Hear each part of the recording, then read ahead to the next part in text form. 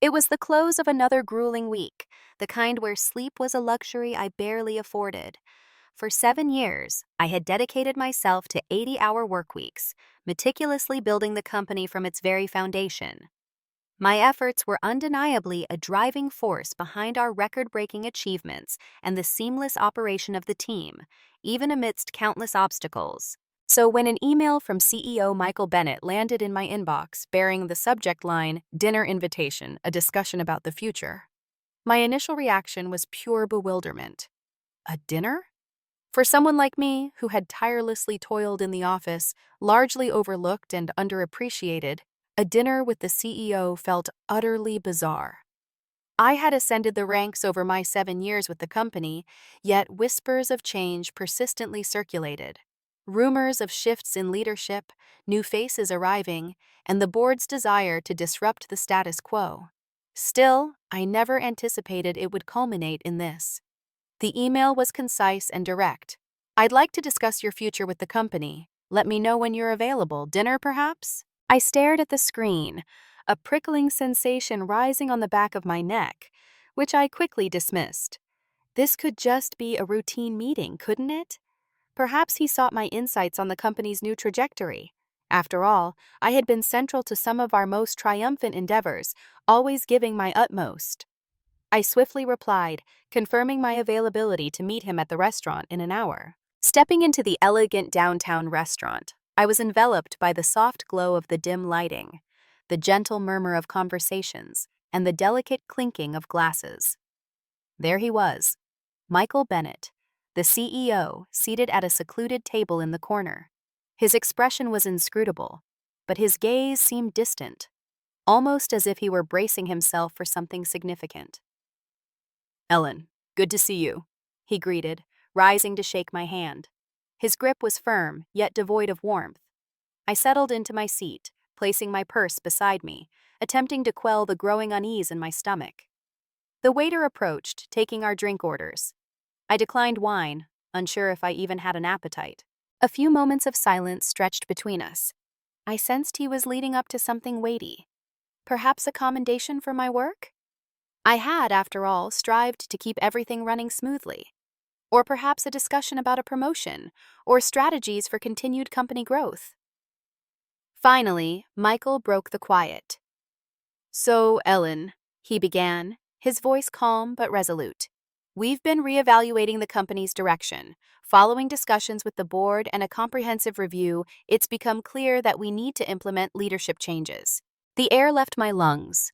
A faint tremor ran through me, but I forced myself to maintain my composure. I had braced myself for this. The rumors, the hushed conversations, the subtle shifts in office dynamics, it had all pointed to this very moment. He continued, "I've made the decision to bring in a new leader, someone who can guide us through this next phase of growth.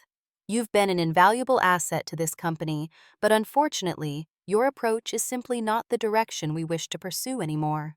My mind raced as his words registered, but I revealed nothing. This was not a shock. I had observed the indicators. I had worked tirelessly, pouring every ounce of myself into this company, only to be bypassed in favor of new hires, fresh interns lacking experience but possessing innovative ideas. And now, here it was. "We're moving in a new direction," Michael reiterated, his gaze avoiding mine. "And with that, we've decided it's time to let you go. We're truly grateful for everything you've accomplished, Ellen, and I want to ensure your transition is smooth." I blinked, striving to absorb his words, their finality, the casual tone with which he delivered them, as if my dismissal was as effortless as ordering an appetizer. "Well, I suppose these things happen," I said, my voice calm, almost detached. I had been anticipating this moment for months, perhaps even longer. I had known for some time that the company was seeking a way to replace me. There had been subtle cues, my projects sidelined, my opinions disregarded, new hires granted greater responsibility, the hushed conversations behind closed doors. I wasn't oblivious. The waiter brought our food, but hunger eluded me. Michael took a bite of his meal, seemingly indifferent to the gravity of his actions. I, conversely, felt a peculiar calm wash over me. For years, I had poured my heart into this company, and it had consumed everything. Now, I sat across from the man who had just sealed my fate. But what he didn't know, what no one knew, was that I had already made arrangements. I had already contacted our largest client, Tech Global, who had offered me a high-ranking position, a role that would grant me control over their operations. And when that offer materialized, I knew precisely what I would do. Michael smiled, as if this were some personal triumph. "So, we'll have everything finalized by the end of the week. You'll receive your severance, of course." I nodded, my mind already several steps ahead. "I'll ensure everything is in order," I stated, maintaining my composure. I wouldn't resist.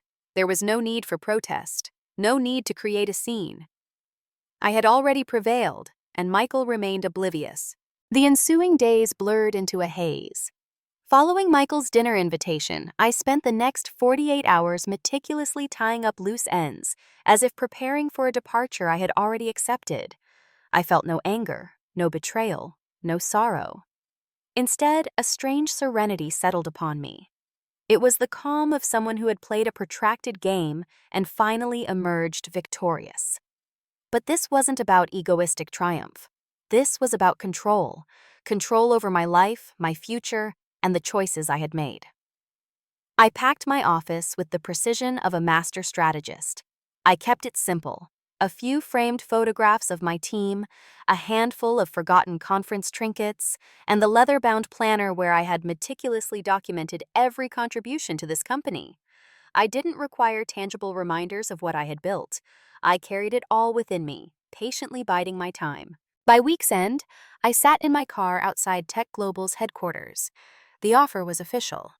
I had signed the papers the night after Michael had dismissed me. They were eager for me to join their leadership team, to assume command of the very department I had once meticulously constructed at my previous company. It was everything I had strived for, everything I had desired, devoid of politics and constant undermining.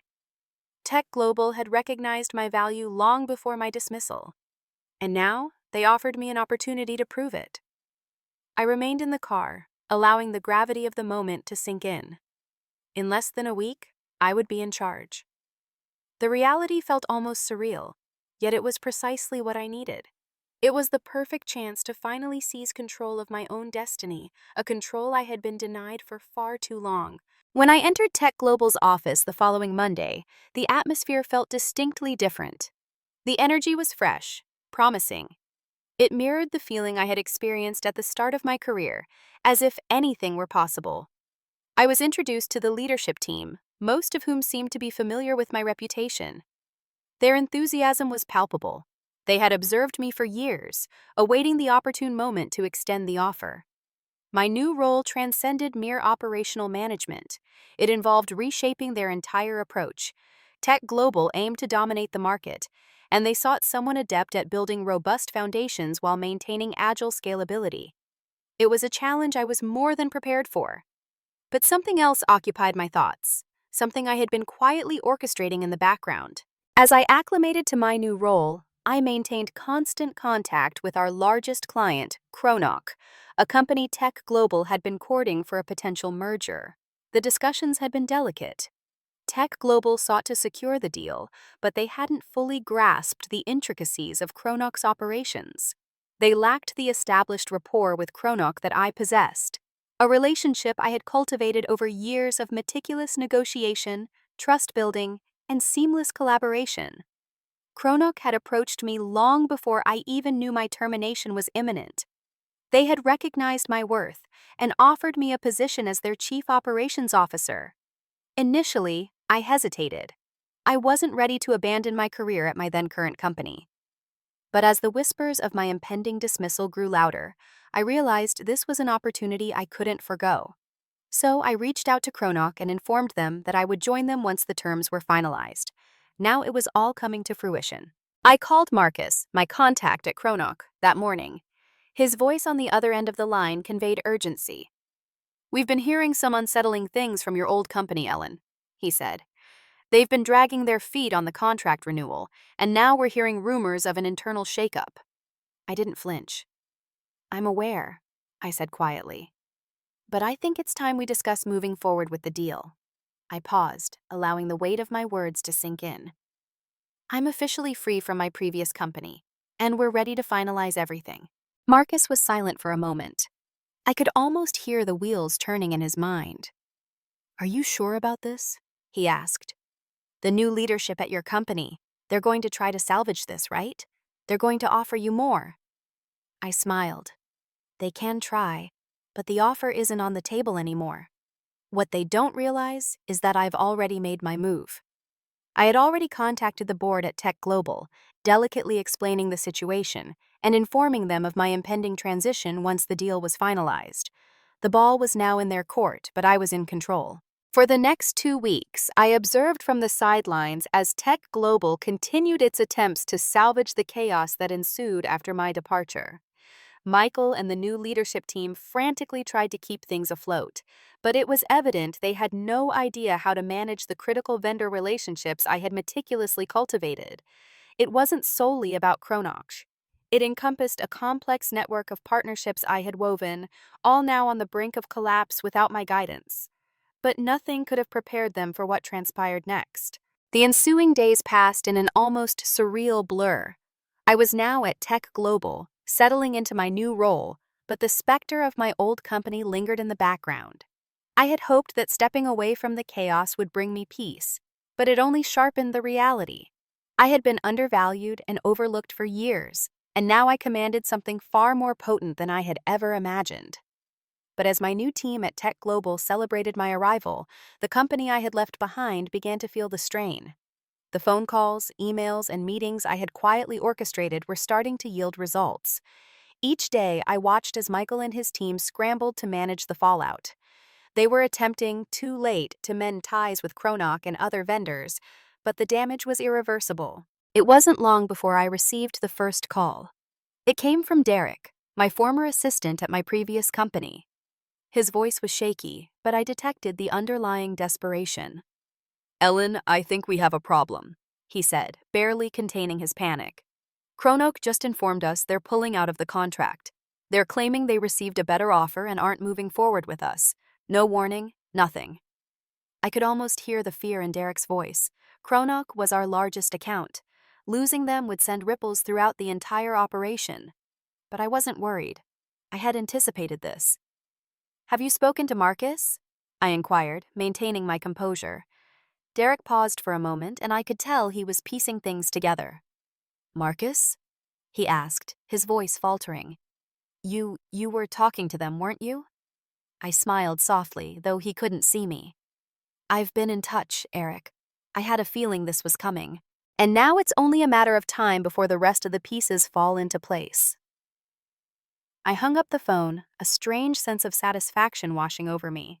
I had done what needed to be done. The contracts were already in motion. The deal I had orchestrated with Kronox was official, and the terms had already been agreed upon. The shift in power had occurred, and now the company was beginning to face the consequences of its actions. Meanwhile, back at my old company, I could sense the escalating panic. Derek wasn't the only one calling. Emails flooded in. Vendors, partners, and clients began to question the sudden instability. The entire supply chain was starting to fracture. The company's once sturdy foundation was crumbling, and no one knew how to rectify it.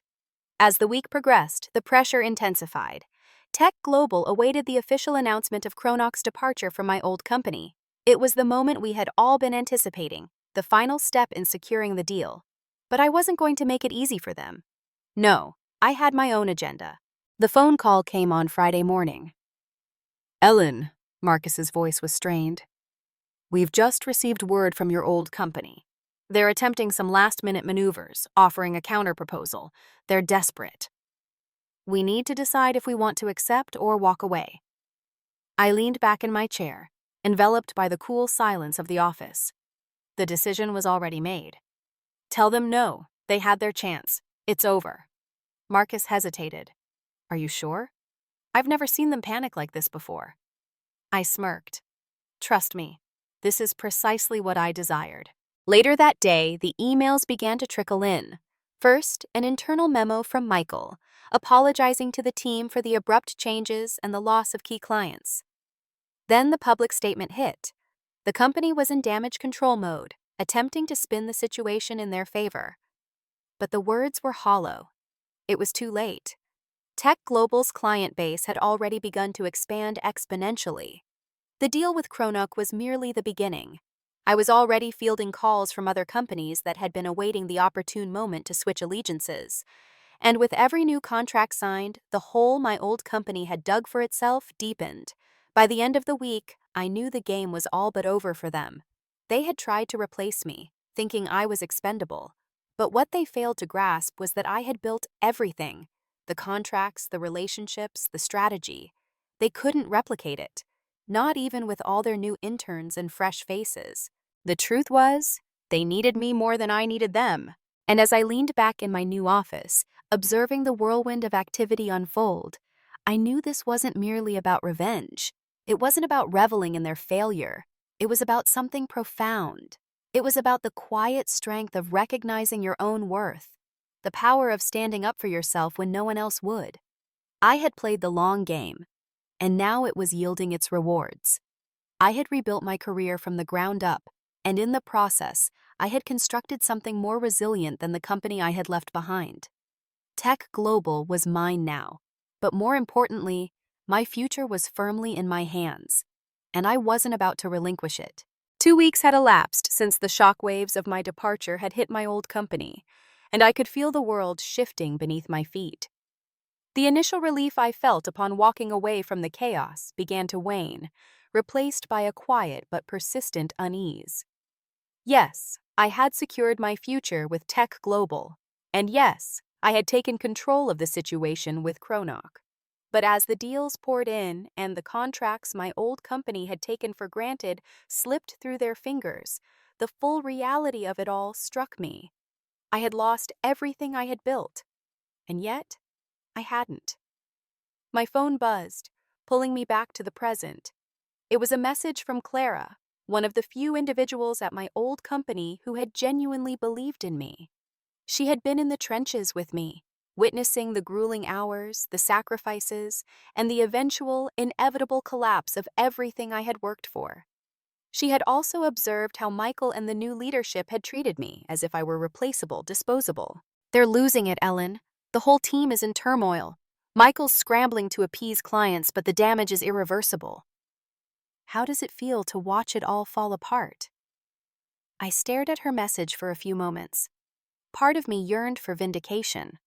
After all, I had been dismissed with nothing but a few polite words and a severance package. I had been treated as an afterthought, a mere cog in a machine easily replaced. But witnessing the aftermath, seeing how everything I had built unraveled without me, felt different. It didn't feel like triumph. It felt like closure. I texted back, "It's not about winning, Clara. It's about moving forward. It's about knowing that what I did had value, even if they never saw it." I leaned back in my chair, allowing the quiet hum of the office to settle around me. At Tech Global, things were progressing at lightning speed. We were expanding faster than I had ever envisioned. And with every new partnership, every new deal, I could see how indispensable I was. But that wasn't what occupied my thoughts now. The truth was, I hadn't expected to feel this hollow. I had meticulously planned every move, but the emotional toll of abandoning everything I had known was becoming clearer by the day. I had sacrificed friendships, trust, and loyalty.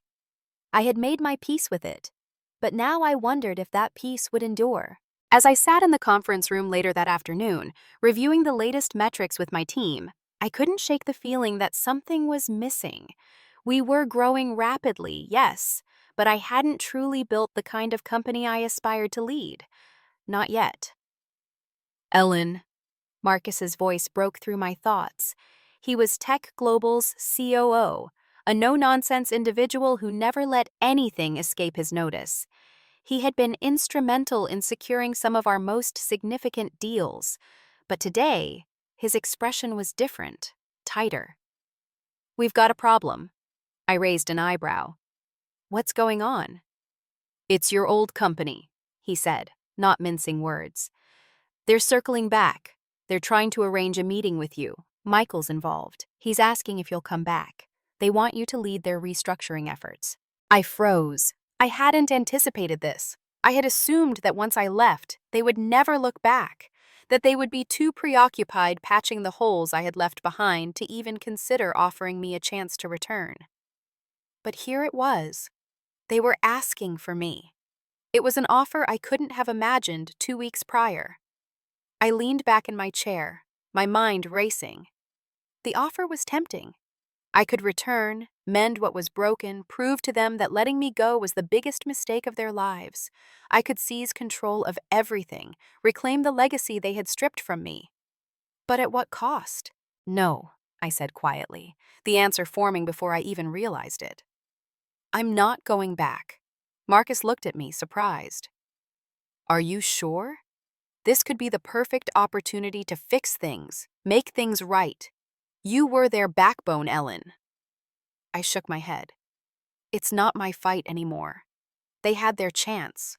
They made their choices. Now I make mine. The words were final. I could feel their weight, yet there was something liberating about uttering them aloud. The company I had once believed in, the company I had given my all to, had chosen to discard me when I was at my peak. They had chosen to let me go when I was essential to their success. Now they wanted me back, but I had already moved on. I gazed out the window, watching the sun dip below the skyline. The transition from one chapter to the next wasn't easy, but it was necessary. I had left my mark at my old company, but now I was building something superior, something stronger. I was assembling a team that valued me, that recognized my worth, and I was ready to lead them to unprecedented heights. But Michael's call, the offer to return, lingered in the back of my mind. It served as a reminder of everything I had left behind and everything I had gained in return. It was a test of my resolve. I could have gone back. I could have accepted their offer and demonstrated their misjudgment. But I no longer needed them to validate my worth. Tech Global was mine now. I was no longer a mere cog in their machine. I was the one steering the ship. The phone buzzed again. This time it was a message from Clara. You did it, Ellen. You built something they could never take from you. Tech Global is about to explode, and they're going to wish they never let you go. I smiled, not from schadenfreude, but because I had learned something invaluable. You don't have to retaliate with anger. Sometimes the greatest revenge is success. The morning after the meeting with Marcus, everything seemed to fall into place. The relief I had anticipated after rejecting the offer to return to my old company never materialized. Instead, an overwhelming sense of clarity enveloped me. I didn't need to go back. The door was closed. Now I possessed something superior: control. Tech Global's board had wholeheartedly supported me since my arrival. Their backing had been unwavering, and the recent surge in the company's stock price only reinforced that the path I had chosen was the correct one. But what truly solidified within me was the power I held to build something that wasn't solely for me, but for the team that had followed me. They had believed in me, and now we were on the cusp of leaving our mark on the industry. Yet, even as I marveled at our progress, I knew something was still missing. There was one more piece to fit into place. The final piece of the puzzle that would secure my new role in the industry and leave no doubt that I had made the right decision. Chronok. Our relationship had been established long before I left my old company. When I first joined Tech Global, I knew that securing Chronok as a client would be a game changer. We had already been in talks, but it was evident that my old company had mishandled the relationship. They had taken their success for granted, assuming that loyalty and years of partnership would automatically translate into continued business. But loyalty wasn't enough, and they were about to learn that the hard way. It was time to finish what I had started. I had already spoken to Marcus about moving forward with the deal. Everything had been put in place, but there was one more step. I needed to speak with Chronok's leadership directly. The call was scheduled for 2 p.m. that afternoon. I entered the conference room, feeling the familiar weight of anticipation. I had handled countless negotiations like this in the past, but this one was different. This was the final step in asserting my independence. This was my chance to demonstrate to Kronok how much value I could bring to their operations, and in turn, show the world how much value I had been offering all along. When the call connected, I was greeted by the familiar face of Marcus and, beside him, Kronok's CEO, Peter Caldwell. He looked every bit the part, polished, confident, and a touch weary, as if he had endured too many such calls before. "Ellen, good to see you again," Peter said, his voice warm but measured. "Likewise, Peter. I hope everything is progressing well on your end," I replied, leaning forward with a smile. "Things are moving fast here," Peter said. "We're genuinely excited about the future. Your proposal has been carefully reviewed, and we're ready to proceed." I could feel the power shift. It was subtle, but it was undeniable. Tech Global was now on the verge of securing a deal with Kronos that would not only position us as a key player in the tech industry, but also solidify my standing within the company. This wasn't merely about the financials. This was about establishing Tech Global as the true leader in innovation, and I was the one driving that vision. "We're ready to discuss the terms of the partnership," I said, focusing on the objective. "But before we do, I think it's important to ensure we're aligned on our goals moving forward." Peter nodded. "Absolutely. We've been observing your growth at Tech Global. It's clear that you possess a vision, and that's precisely what we need in a partner." "We both understand how critical Kronok is to Tech Global's next phase," I replied. "That's why I've taken the necessary steps to ensure this partnership is one we can both rely on. The terms are more than fair, and we're ready to make it official." I wasn't exaggerating. Kronok's proprietary technology was integral to Tech Global's upcoming AI-powered operations hub. Without it, we would face a lengthy road ahead with setbacks that could delay everything by months. But with this deal, we had the power to move forward immediately. And it wasn't just about the software. It was about aligning our brands, our goals, and our values. After a few more minutes of discussion, we had ironed out the final details. Kronok was on board, and the deal was ready to be finalized. The tension that had been building between the two companies over the past few months had dissipated. "We'll send over the contracts for signatures later today," Peter said, his tone firm. "This is going to be a fantastic partnership, Ellen." "Looking forward to it," I said, keeping my voice steady, though inside I could feel the weight of the moment. This wasn't just another deal. This was the culmination of everything I had worked for, proving to myself, to Tech Global, and to everyone who had ever doubted me that I was worth more than I had been given. The call ended, and I leaned back in my chair, allowing the realization to wash over me. This was it. This was the moment I had been waiting for. The final piece had fallen into place, and as I gazed out the window at the bustling city below, I knew that my journey was just beginning. But even as I prepared for the next steps, I couldn't shake the feeling that Michael, my old CEO, was still watching from the sidelines. He had fired me. He had believed he could replace me, but what he didn't realize was that I had been the one holding the company together.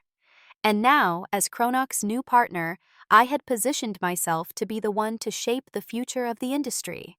The weeks that followed were a whirlwind. Tech Global was ascendant, and my role in securing the partnership with Kronok had cemented my place as one of the most powerful individuals in the company. The growth was undeniable. Deals were being signed, new clients flocked to us, and every day I witnessed the results of the groundwork I had laid. But even as success surrounded me, a quiet sense of reflection never left me. When you achieve everything you desire, everything you've worked for, it's not the victory that endures. It's the cost. The people you leave behind, the relationships you've sacrificed, and the weight of the choices you've made. I had risen, and I had done it on my own terms. But now, as I stood in my office looking out over the city skyline, the question I had been avoiding finally pushed its way to the forefront of my mind. Was it worth it? The phone rang, snapping me out of my thoughts. It was Clara. "Ellen, you're not going to believe this," she said, her voice urgent. "I just heard from Derek. They're officially announcing Michael's exit from the company." I froze, the words hitting me like a punch to the gut. Michael, the man who had fired me in that cold, dismissive dinner, was being removed from his position. The very man who had thought he could discard me like an old file was now being shown the door. "Does it surprise you?" I asked, trying to keep my tone steady. I don't know, Clara said. Maybe not. But it's the way it happened that's interesting. The board pulled the trigger, and you know why? It's not just the Cronach deal. It's the fact that he couldn't keep the company afloat. The vendors are dropping off, the financials are in the red, and everyone's pointing to him as the cause. I leaned back in my chair, feeling the weight of it all. I had spent so long focusing on building my own future that I hadn't thought much about the fallout. But as I observed the news unfolding before me, I couldn't help but feel a sense of vindication. Michael had underestimated me. He had underestimated my ability to not only survive, but to thrive. Still, the feeling wasn't as sweet as I had imagined. There was no triumph in witnessing someone else fail, no satisfaction in their downfall. It was as if the power I had fought so hard for felt a little emptier now that I could see the consequences of my success. Do you think this is over? Clara asked, interrupting my thoughts. I don't know, I said honestly, but I'm not going to sit around waiting for it to happen. I'm done looking back. My future is here. Now it's time to look ahead. I ended the call and stared at my reflection in the glass window. The woman staring back at me was different from the one who had left my old company months ago. She was sharper, more composed, but the scars of my journey were still there, quiet reminders of everything I had to relinquish to arrive here. The next few days were a blur of meetings, press releases, and constant updates about the internal shakeup at my old company. The media buzzed, reporting on Michael's sudden departure and the dramatic restructuring underway. It was the kind of corporate drama that made headlines, but the true story ran deeper than what the public could perceive. For me, it wasn't merely about my old company losing control. It was about what I had built in its stead. Tech Global, my new home, my new foundation. And as the days passed, I realized that the true cost of my success wasn't solely measured in professional terms. It was personal. At the end of the week, as I prepared to board a flight to a global conference where I would be presenting Tech Global's new vision to industry leaders, I received a message from Michelle, our legal advisor at Tech Global. It was a formal email from the board of directors at my old company. Dear Ellen, we regret to inform you that we have reconsidered your previous offer to return. We acknowledge the value of your contributions to the company and would like to apologize for the manner in which your departure was handled. We would be honored to discuss the possibility of your future involvement with us. Sincerely, the board. I couldn't help but laugh at the irony. After everything that had transpired, after they had forced me out, humiliated me, they were now seeking my assistance. But instead of feeling triumphant, the email left me feeling nothing. I wasn't interested in returning. I had moved forward, and that chapter of my life was closed. I was no longer seeking validation from a company that had once been my entire world. I had built something superior, something that was unequivocally mine, with no need for their approval. As the plane ascended, I gazed out the window, feeling the weight of everything I had gained. I had lost so much along the way, but in the end, I had discovered something more valuable. I had found my true worth, and that was something no one could ever take away. When the flight landed, I was met by my team, excited for the future, eager to make their mark. And as we walked into the conference, ready to showcase the future of Tech Global to the world, I knew that I had finally arrived. Not as a product of my past company, but as the architect of something new. I no longer needed them to define me. I was defining myself.